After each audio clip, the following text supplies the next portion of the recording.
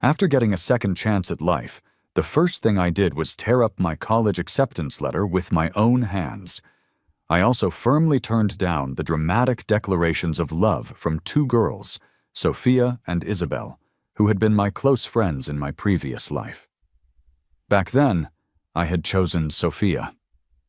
But on our wedding day, she abandoned me at the altar, running off to be with another guy named Mark. The shock and heartbreak of her betrayal caused my grandmother, the woman who raised me, to suffer a fatal heart attack.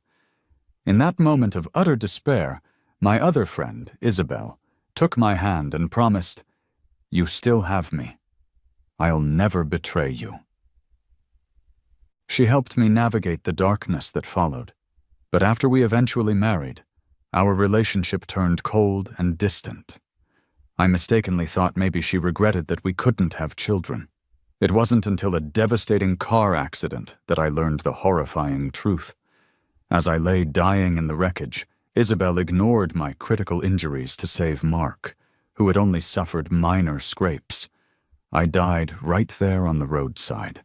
As my soul lingered, I discovered the full extent of their betrayal. My entire life had merely been a pawn in a twisted love game orchestrated by the three of them, Sophia, Isabel, and Mark. They had secretly arranged long ago for all their inheritances to go to Mark. And the reason we never had children? They had bribed a doctor to sterilize me shortly after our marriage, a cruel act meant to prove their unwavering loyalty to Mark. Starting over, with the sharp clarity of hindsight, I decided my path would be different. I would stay far away from all three of them and finally live my own life, on my own terms. When I tore up the university admission letter in the school office, my homeroom teacher stared at me, completely shocked. "Leo, what are you doing?" he exclaimed. This year, our high school had produced 4 students accepted into top-tier universities, a significant achievement. I was the only one among them who had achieved the top score in the entire city. It wasn't just my teacher. Every educator in the school had high hopes for my future. "I don't want to go to that university," I stated calmly. "I've already applied to and been accepted by a special research group. They've also promised to provide excellent medical care for my grandmother." "Oh, I see. That explains it," the teacher said, his expression softening with understanding. "I know your family circumstances have been difficult, Leo. Just make sure you study hard, build a better future for yourself, and repay your grandmother for all her sacrifices in raising you." I nodded silently. I hadn't even had a moment to properly process the grief or nostalgia from my past life before my phone started ringing. It was Sophia and Isabel, urgently telling me to come downstairs right away. As I walked through the school hallways and down the stairs, I noticed people pointing and whispering as I passed. Someone even deliberately tripped me on the staircase. "Bastard!" they cursed under their breath as I stumbled. Confused, I picked myself up, my ankle throbbing, and continued on my way. As I rounded a corner, I overheard Mark talking with 2 of his friends. "I did see Leo getting out of the school director's car late one night," Mark was saying. "But that doesn't necessarily mean anything improper happened. Maybe he got into university based on his own academic performance."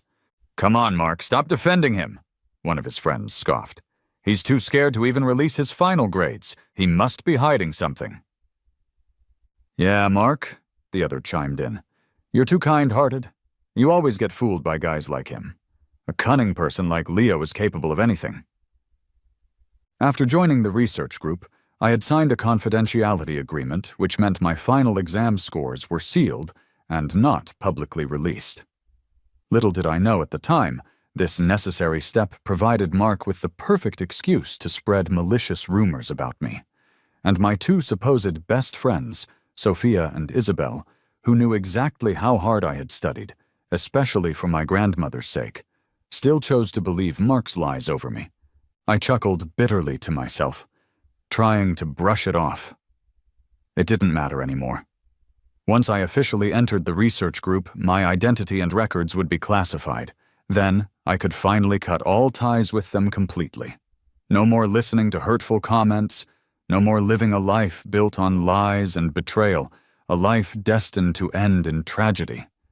Pretending I hadn't overheard their conversation, I walked up to the three of them. "So, what's up?" I asked casually.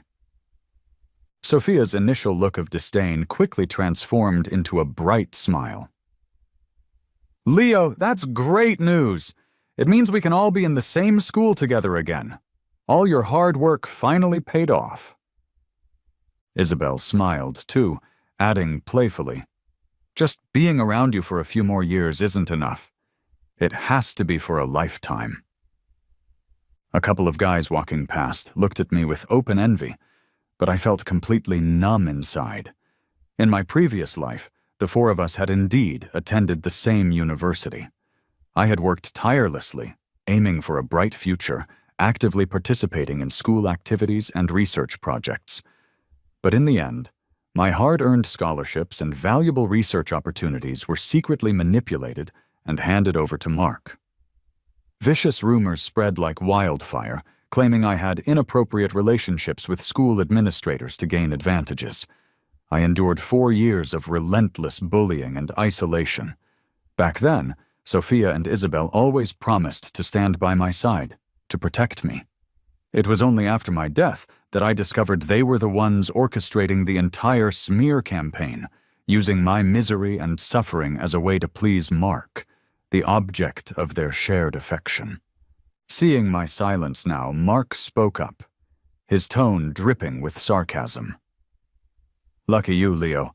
Like a little prince, always having 2 loyal friends by your side. Unlike me. If it weren't for Leo's help over the years, I probably couldn't even afford to go to school." Hearing this, both Sophia and Isabel immediately turned their concern towards Mark. "Don't say that, Mark," Sophia sympathized. "You're handsome and talented. Great things are definitely headed your way. Once you graduate, I'll ask my dad to get you a manager position at his company." "No, Mark, come to my family's company," Isabel countered immediately. "I'll give you a higher position and a better salary, whatever you want." Listening to them bicker over Mark, showering him with promises and affection that were never directed towards me, left a bitter taste in my mouth.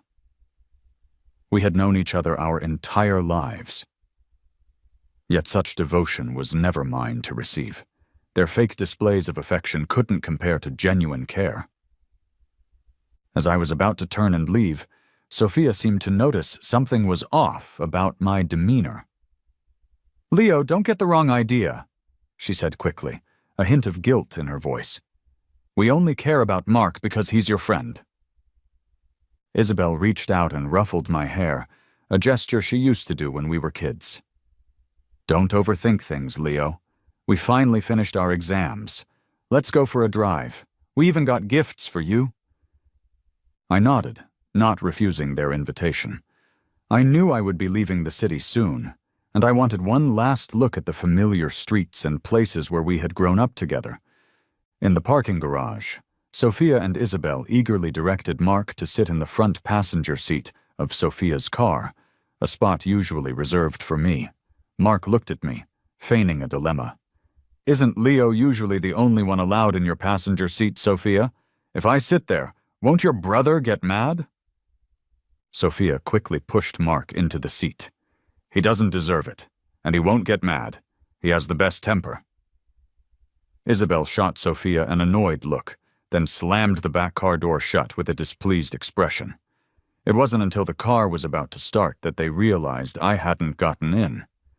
They rolled down the window, exchanging awkward glances, wanting to explain but unable to find the right words. "It's fine," I said evenly. "I'll just drive my own car."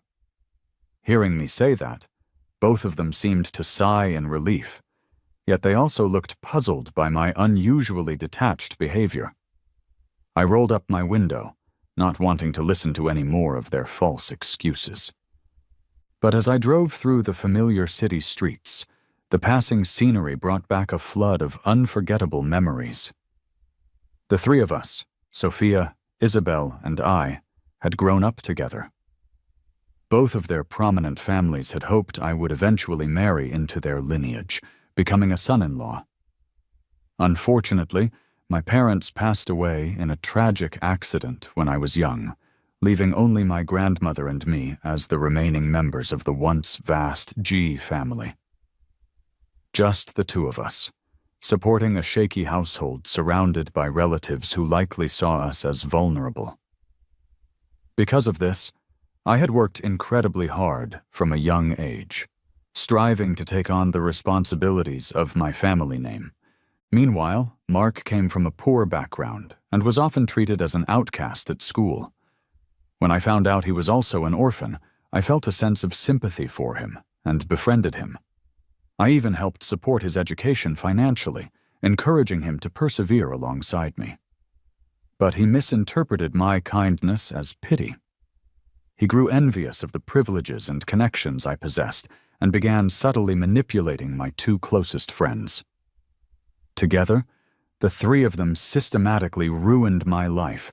By the time I arrived at our destination, a scenic lookout point, Sophia and Isabel were clearly feeling uneasy about the earlier incident in the garage. They rushed over as I got out of my car, busily opening my door and grabbing my bag. "Leo, check this place out," Sophia exclaimed, trying to sound cheerful. "It's that park we used to hang out at all the time as kids. We bought the land, now it's our own secret base." Isabel nodded eagerly. "I've already arranged to have your favorite yellow roses planted all over here. By next year, this whole place will be a sea of beautiful roses. The four of us can come here anytime, cruise around, watch the stars." Their faces were bright, filled with elaborate dreams for our shared future, but I just stared silently at the plot of land. This was indeed our childhood secret spot, holding many happy memories. But I had never liked yellow roses. In fact, I was allergic to all types of pollen. Lost in thought, I watched as fireworks suddenly lit up the night sky above us, spelling out my name, Leo, in brilliant, sparkling colors. In this deliberately dreamy and romantic setting, Sophia took out a beautiful antique locket from her pocket, offering it to me. "Leo, this is a family heirloom," she said softly. "My parents intended for it to be given to their future son-in-law. I've wanted to give it to you for such a long time, and I finally have the chance today. Leo, please be with me, okay?" Before I could respond, Isabel stepped forward urgently. "Don't you remember when we were kids, Leo, and you fell out of that tall tree?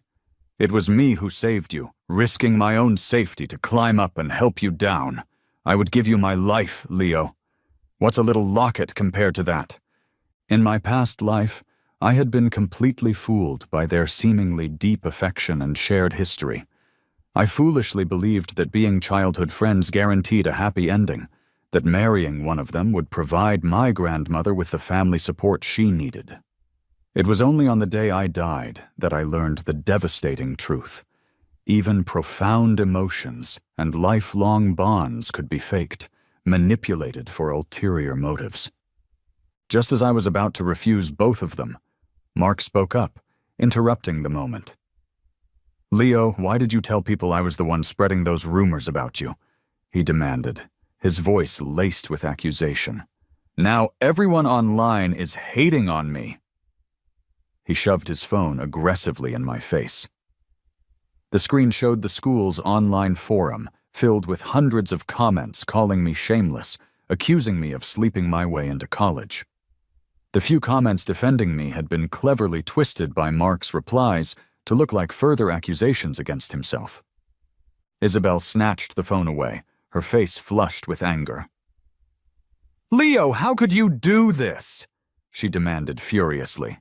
"Even if you've messed up yourself, why drag Richard down with you?" Sophia, usually calmer, still gave me a sharp, questioning look. I forced myself to hold back my emotions. "I didn't do it," I stated flatly. "If you don't believe me, check the posting times and IP addresses yourself." Neither of them listened. They were already busy comforting Mark. Richard, don't worry, Sophia soothed him. I'll get my family's PR department to handle this right away. Isabel added, Sweet treats always cheer you up, right? Let's go get you some ice cream. They flanked Mark protectively, walking away without even a backward glance at me. I took a deep breath, staring up at the fading ashes of the fireworks against the dark sky. Compared to facing actual life and death, these petty miseries and betrayals seemed almost insignificant now. At least I was alive. I had new days ahead, a future I could shape for myself. I intended to drive straight home, but then I remembered Isabel still had my bag with my keys. Annoyed, I had no choice but to follow the three of them. As I passed by a thicket of trees near the park entrance, I overheard Isabel's impatient voice. Mark, how much longer do we have to keep up this charade? Leo is such an unpredictable variable. Who knows what kind of infections he might have picked up? Sophia added disdainfully, Leo is so clueless he can't even tell an antique locket from a cheap fake. No wonder he supposedly got seduced by some older woman. He's completely unworthy of being my family's son-in-law. Mark, only you deserve the real family heirloom locket. Mark looked at them with a pitiful expression. But Leo, he may have done a lot of bad things, but he was always good to me. I can't just abandon him like this. If you don't do exactly what I say, Isabel threatened immediately, I won't talk to you anymore. Hearing that, these two normally high and mighty young women panicked, instantly apologizing profusely to Mark, practically trampling over my memory and our shared history to put him on a pedestal. A friendship nurtured over 10 years couldn't compare to a few calculated words from Mark. Holding back tears that threatened to spill, I turned and walked away into the endless night. I trudged home, weary and heartsick. By the time I finally arrived, my twisted ankle was swollen to an unrecognizable size. Grandma was heartbroken when she saw it, rushing to gently apply ointment. Not wanting her to worry more, I told her about my acceptance into the special research group and my decision not to attend the local university. She was both surprised and immensely delighted.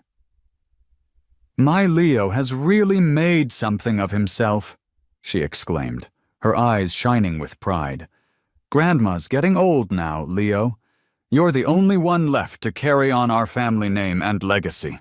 I nodded, tears welling up in my eyes.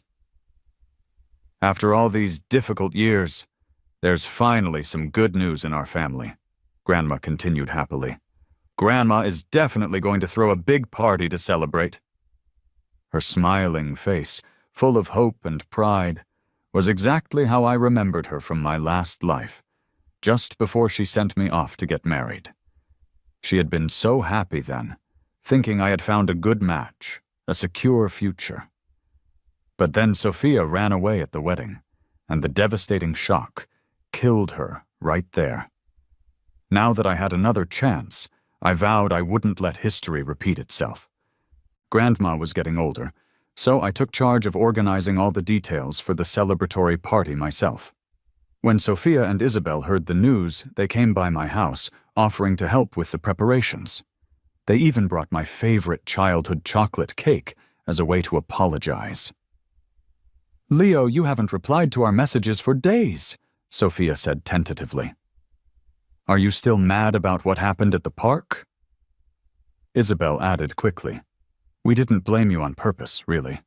We just didn't want you to go down the wrong path. Reputation is very important for people in our circles, you know. I didn't forgive them, not really, but I allowed them to stay and help. In my past life, they owed me far too much. Grudges weren't easily forgotten, but in this life, my main goal was simply to distance myself from them, to never see them again, if possible. After my parents passed away, our family's standing had declined significantly. But now, with my acceptance into the prestigious research group, I was proving to everyone that my family still had a future, that we wouldn't be pushed around or looked down upon anymore. That was why Grandma was taking this party so seriously. It was a statement. On the day of the party, our house was filled with the city's elite influential figures, old family friends, business associates.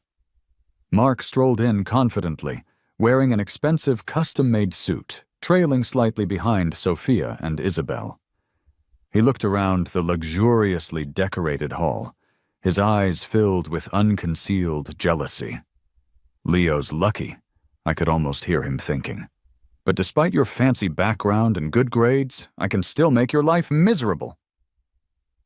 Just then, the large projection screen at the front of the room, which was supposed to be showing a celebratory slideshow, suddenly displayed a series of shocking photos. They were all images of me, naked, in bed with various different women. Gasps filled the room. "Isn't that Leo? Wow, he's really playing around.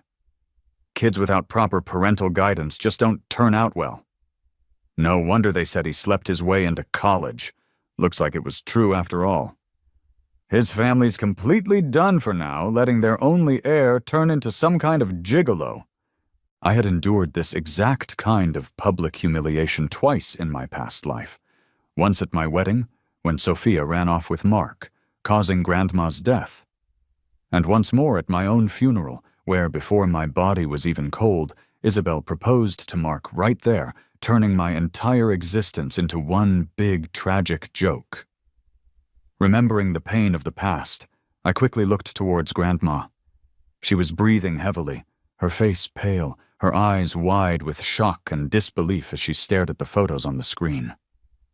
My Leo wouldn't do such things," she whispered, clutching her chest. Seeing her condition, my heart sank with dread. I begged the people standing nearby to help me get Grandma to the hospital, but they all instinctively stepped back, fearful of being associated with the scandal surrounding me. In the end, it was Sophia and Isabel who pushed through the stunned crowd. Sophia drove frantically while Isabel and I supported Grandma in the back seat, rushing her to the nearest hospital. Thank goodness we got there in time. The doctors said the shock could have been fatal if we had delayed any longer. I thanked the doctor profusely, then stayed by Grandma's bedside, pulling up the security footage from the party on my tablet.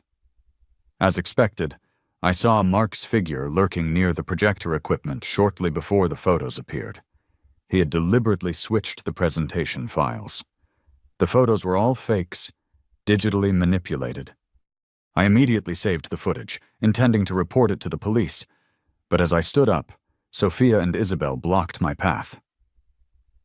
"It was just a joke, Leo," Sophia said dismissively. "Is it really worth making such a big deal out of it?" Isabel added sharply, "Do you have any idea what will happen to Mark if you report this?" I froze, then couldn't hold back my anger any longer. "What about me?" I shouted, my voice trembling. "My grandmother nearly died. Doesn't he care about completely ruining me and my family's reputation?" Isabel immediately stepped protectively in front of where Mark would have been standing and shoved me hard. "Leo, your grandmother's fine now, right? And blame only sticks if there's some truth to it. You must have done something shameful yourself for these kinds of rumors to spread in the first place." Her words, which would have devastated me in the past, now felt strangely distant. My heart felt numb. I pushed them away, trying to get past. Sophia grabbed my wrist tightly, her expression turning cold and cryptic. "Leo, don't bother trying to report this. You know neither of our families will allow any lawyer in this city to take your case against Mark." When I still refused to back down, struggling against her grip, Sophia tightened it painfully. "Don't forget, your grandmother is still in the hospital," she threatened, her voice low and menacing. "With just one word from me, I could stop her treatment completely. I'll count to 3. If you don't hand over that surveillance video right now, I'll pull the plug myself." Right in front of me, she started dialing a number on her phone. 3, 2... "I'm sorry," I choked out, dropping to my knees, tears streaming down my face. I couldn't take that chance, not with Grandma's life hanging in the balance. Isabel immediately snatched my tablet, smashing it violently against the floor. The breaking shards of the screen scattered, a few cutting my skin. She looked down at me coldly. "As long as we're here, Leo, you will never hurt Mark." I sat there on the cold hospital floor, broken and defeated, until they finally left. Only then did the physical and emotional pain truly set in. Years of suppressed resentment finally overflowed, and I cried uncontrollably. Promises made when we were young meant nothing. Lifelong friendships were a lie. Only the hurt, the betrayal, felt real. I don't know how long I sat there, but eventually I managed to pull myself together and return to Grandma's hospital room, feeling like a soulless shell. I was terrified that Sophia or Isabel might actually try to harm Grandma, so I stayed by her side constantly, never leaving her alone for days. During that time, the only messages I received were from Mark, filled with fake concern. My supposed friends, Sophia and Isabel, had apparently taken him traveling, bungee jumping, visiting exotic locations, doing all the things the three of us had once promised we would do together. I blocked Mark's number. One afternoon, as I was reading by Grandma's bedside, I looked up to see two well-dressed women standing respectfully in the doorway. They saluted crisply. "Mr. Leo, we are medics sent by the organization," one of them said professionally. "Please don't worry. We will ensure your grandmother receives the best possible care and remains safe and healthy while you are away." That's when I realized it was finally time for me to leave. I went back to my family home one last time, systematically getting rid of everything that reminded me of Sophia and Isabel: photos, gifts, letters. Then, without looking back, I left the city and boarded a plane. Sophia and Isabel were never my true support system. I had to rely on myself, for Grandma's sake, and for the brighter future I was determined to build for my family. After their trip, with the new school term about to begin, Sophia and Isabel returned home. They had enjoyed their travels, but apparently something nagged at their consciences. They felt that what they had done to me, siding so completely with Mark, had gone too far. They acknowledged, perhaps only to themselves, that I was already struggling, having lost my parents at a young age and now only having my frail grandmother. Maybe I had been led astray, but they reasoned, you couldn't entirely blame me. After all, they were my friends, practically sisters, who had grown up with me. They felt it was their responsibility to offer guidance. With that mindset, they bought a large assortment of expensive gifts they thought I would like on their way back. Once home, they gathered various health supplements and delicacies and went to visit my grandmother at the hospital where the research group had placed her under special care. However, they were firmly turned away at the door. "The old lady is under special protection," the guards informed them curtly. "We cannot allow random people to disturb her rest." Being called random people deeply stung both Sophia and Isabel. They had grown up with me. They considered themselves family, even if not by blood. How could they accept being dismissed so easily? Isabel, always quick-tempered, looked ready to argue, but Sophia, ever the strategist, frowned slightly and stopped her. As heirs to powerful families, she quickly recognized that the guards in front of them were no ordinary security personnel. "Where's Leo?" Sophia demanded instead. "Let him come here and tell us himself if we're really just outsiders to him." The guard replied coldly, "No comment." They were firmly shown the door. Feeling defeated and frustrated, Isabel cursed under her breath as they walked away, complaining that my attitude was getting worse and worse, wondering where I had picked up such bad behavior. "We spoiled him too much," she grumbled. "Now look at him." "Let's go check his old house," Sophia suggested, a growing sense of unease settling over her. It felt like a piece of her heart was suddenly missing, and the feeling was deeply unsettling. They drove to my family's old house. The place was dark and silent, not a soul around. Even Isabel, who had been full of righteous anger earlier, couldn't stay still. Just like they used to do when they were kids, sneaking around, they climbed over the garden wall and let themselves into the property. They made their way to my old bedroom, only to find it completely empty, covered in a thin layer of dust. "How could this happen?" Sophia whispered, looking around in disbelief. "Where is Leo?" Isabel frantically searched the empty closets and drawers. "Where are the things I gave him? Leo treasured those gifts more than anything."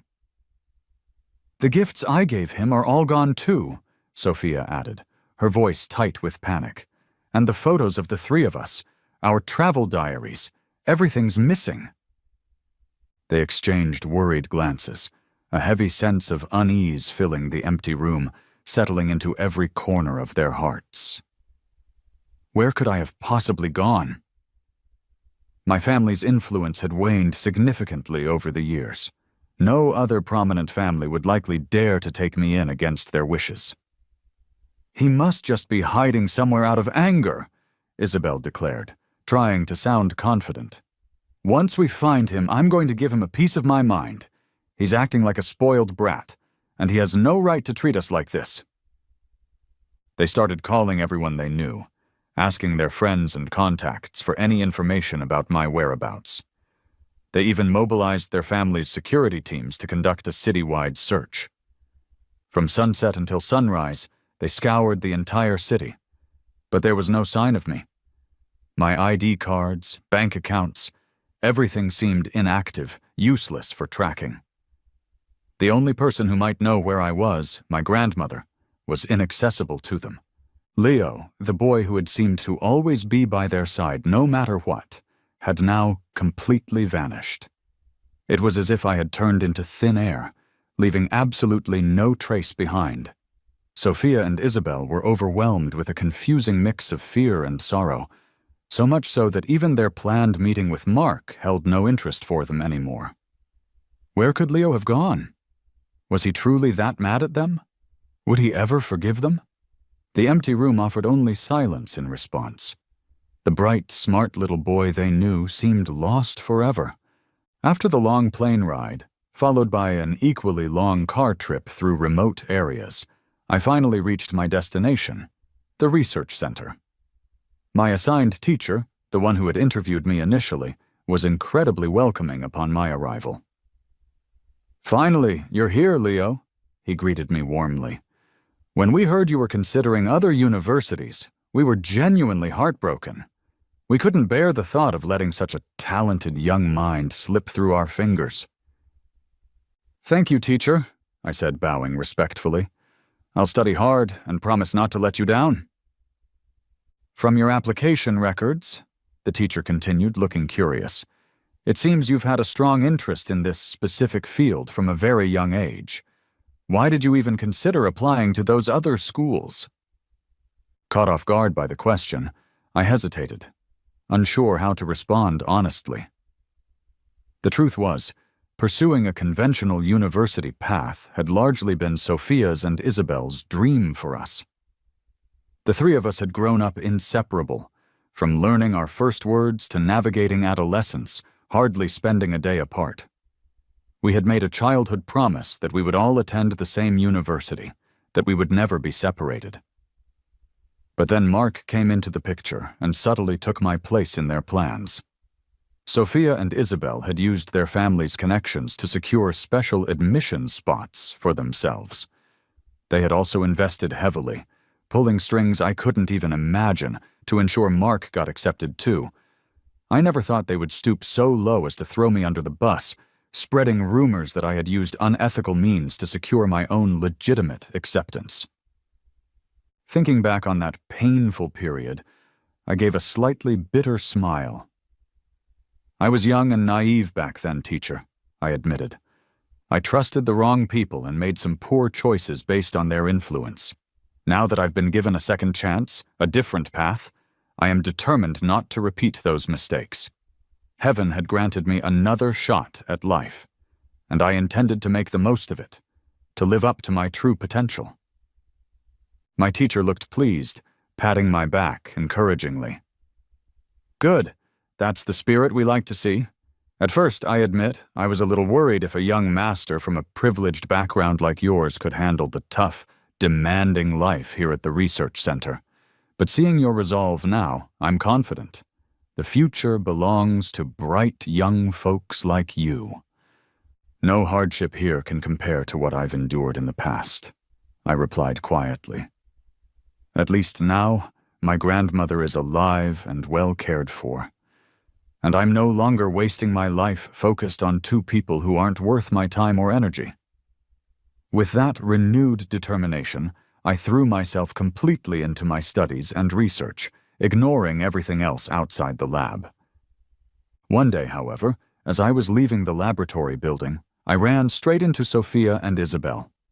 I rubbed my eyes, momentarily thinking the long hours and lack of sleep were causing hallucinations.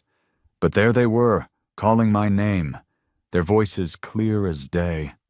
My mentor, walking beside me, quietly warned, "Leo, be careful with these two. I heard they invested a staggering $20 million just for the privilege of being shown around the lab facilities today."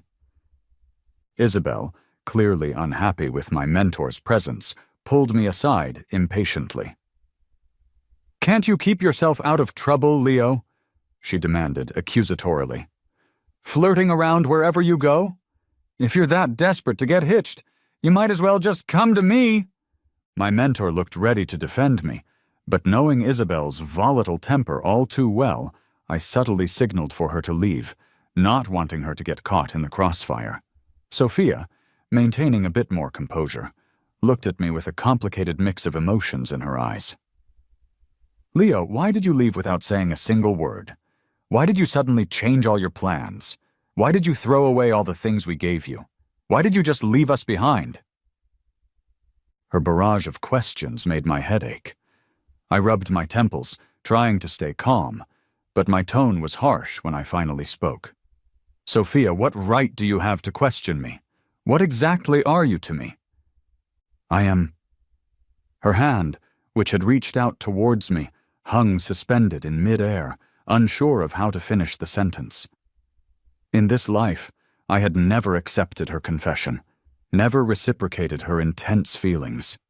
In my heart, she was now nothing to me. As for the little bit of friendship that might have remained, it had been completely worn away by their repeated betrayals and hurts. The usually defiant Isabel seemed to put aside her pride for a moment. She lowered her head slightly, her voice softer than usual. "Leo, we know what we did last time was wrong, but there was no need to be so heartless, to just disappear like that. Do you have any idea how desperately we've been looking for you?" They proceeded to tell me that after I left, they were almost driven mad with worry and guilt. In the end, feeling utterly desperate, they had no choice but to go kneel in front of my grandmother, begging her for any information about my whereabouts. Grandma, who had always been kind and had watched them grow up alongside me, treating them almost like her own granddaughters, apparently couldn't bear to see them in such distress. She finally told them about my decision, about the path I had chosen, a path that didn't include either of them. This time I had chosen a whole new life for myself. So they had tracked me here, using all their family's vast resources, trying every possible connection, spending millions of dollars all just for the chance to see me again, to talk to me. But listening to their story, I felt absolutely nothing inside. No pity, no lingering affection, just emptiness. I took out my phone and played the recording I had secretly made that day in the park, the one where they confessed their true feelings and plans to Mark. Then, with a completely blank face, I looked at the two of them. "Stop pretending," I said coldly. "The game is over. If you genuinely like Mark, then go after him. Don't use my life as a pawn to fulfill your own grand, twisted ideas of love and loyalty. I have my own life to live now, and I sincerely hope you won't bother me again." Hearing the recording and my blunt words, the once dominant duo went deathly pale. They stood speechless for a long time, only the sound of their recorded voices playing over and over again from my phone filling the silence. Isabel lunged forward suddenly, trying to snatch my phone, but I easily stepped back, watching her coldly. "This is a high-security research center, Isabel," I reminded her calmly. "There are security personnel everywhere. Don't think you can just smash my phone to destroy the evidence like you did last time. And don't even think," I added, my voice hardening, "that you can use my grandmother to threaten me ever again." Mentioning my grandmother brought a sharp pang of pain to my own heart. Grandma had treated them so well over the years, cared for them like her own flesh and blood. Summer fruit teas, winter woolen scarves. Since childhood, all gifts she bought were prepared in sets of 3. But them?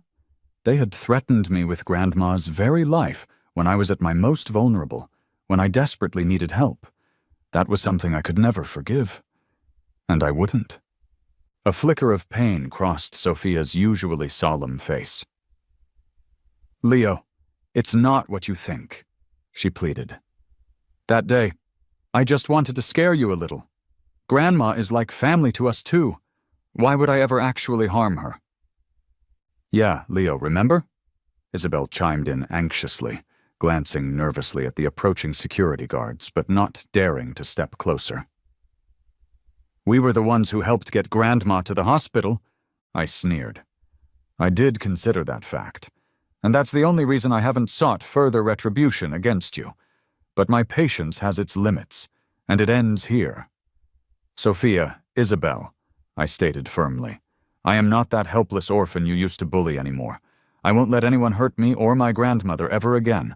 I have a long road ahead of me, a bright future to build, and I have no time or energy to waste on people who don't matter." They tried to say more, to plead their case further, but the research center's security team stepped in firmly. "Sorry, ladies," the head guard said politely but resolutely. "This interview time is up. Please leave the premises now, and do not disturb our researchers' work."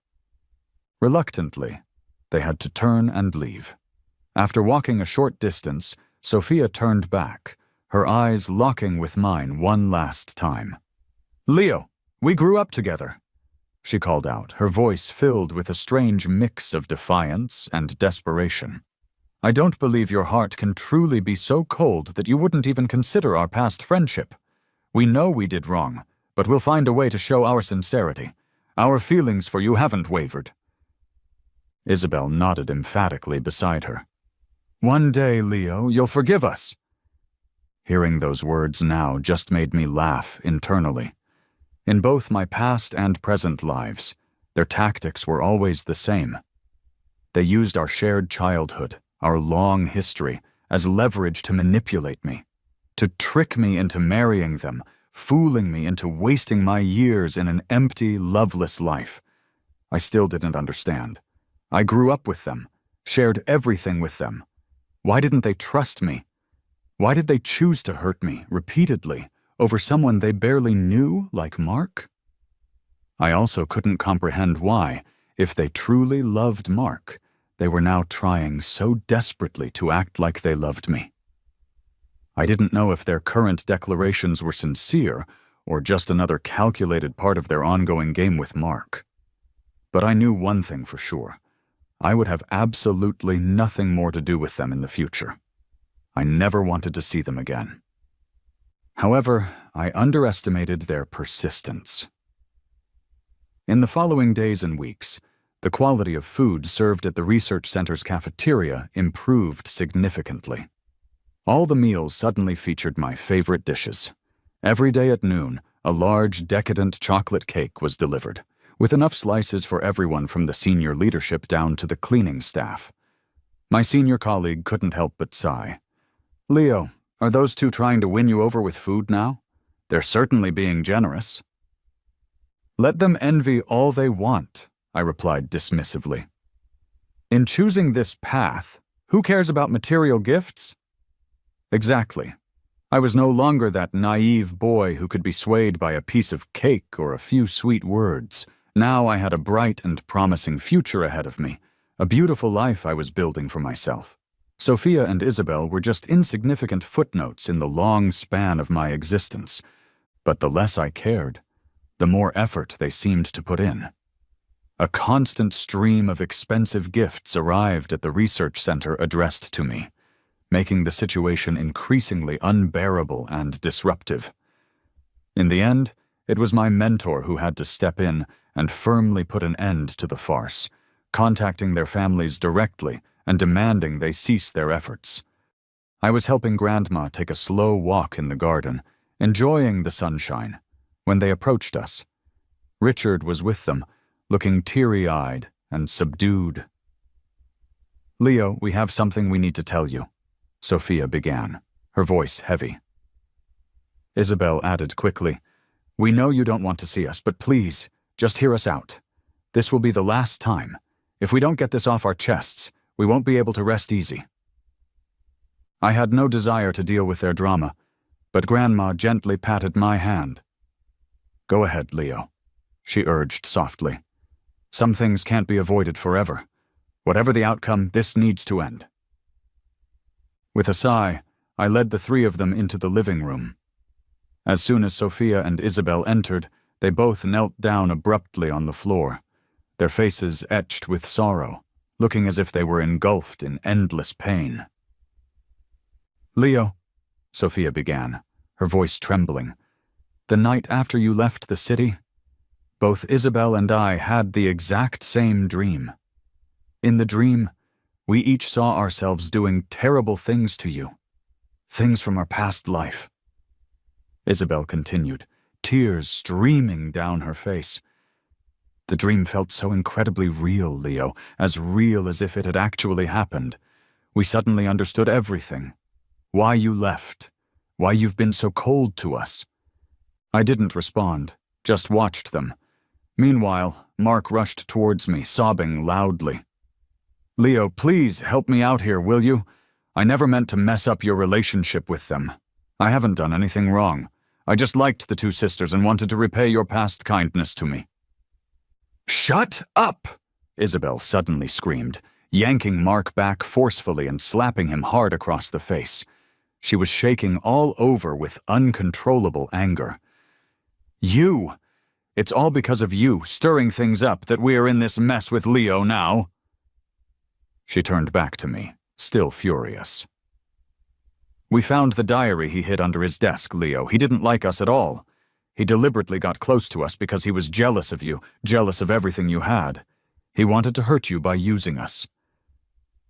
Through their tearful, fragmented story, I finally learned the details behind many things that had puzzled me across 2 lifetimes.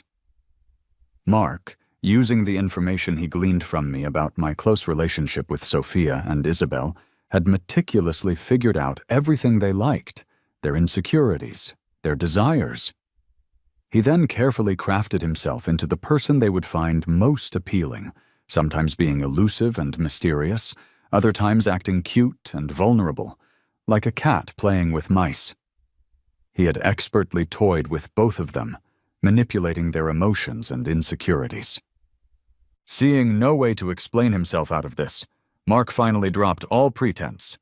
He looked venomously at Sophia and Isabel, his eyes red-rimmed, and shouted hysterically, "Yes, I did it on purpose. So what? Why does he get to have everything from birth while I have to scrape by, relying on his charity just to survive? I look good too. Why are you all so head over heels for him? I was unwilling to accept it. I just couldn't accept it. I was going to destroy him with my own hands. Show him that the love he prides himself on, the friendships he values, are just trash that I granted him permission to have." Isabel couldn't take his vitriol anymore and kicked Mark hard, sending him sprawling onto the floor. I had always felt people's eyes on me, heard the pointing fingers and whispers throughout my life, but this raw display of hatred and jealousy felt different, more severe. I quickly intervened. Enough! If you want to continue this drama, take it outside. Don't put on this pathetic performance in front of me. Leo, I'm so sorry, Sophia sobbed, turning back to me. I was just too dumb, too easily deceived by him. I completely forgot about our past, forgot how good you always were to us. The two of them looked at me in utter despair, bursting into fresh tears together. Clara kept mumbling. My feelings for you never changed, Leo. But you're so smart, so outstanding.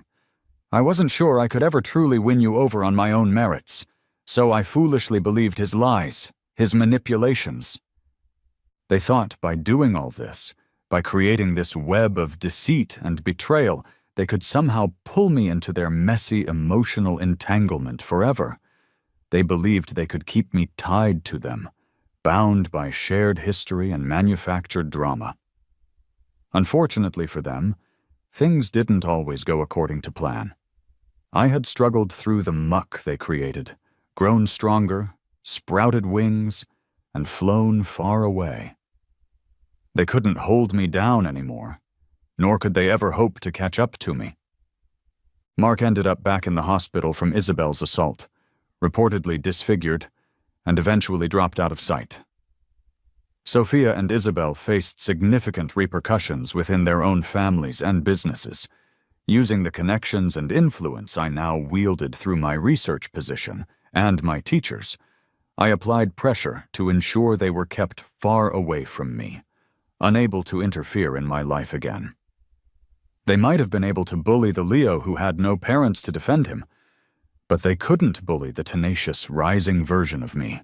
The day I returned to the research center after my vacation, the sun was shining brightly. I had no idea what the future held for those three individuals who had caused me so much pain. All I knew was that my own path forward was clear, open, and radiant with promise.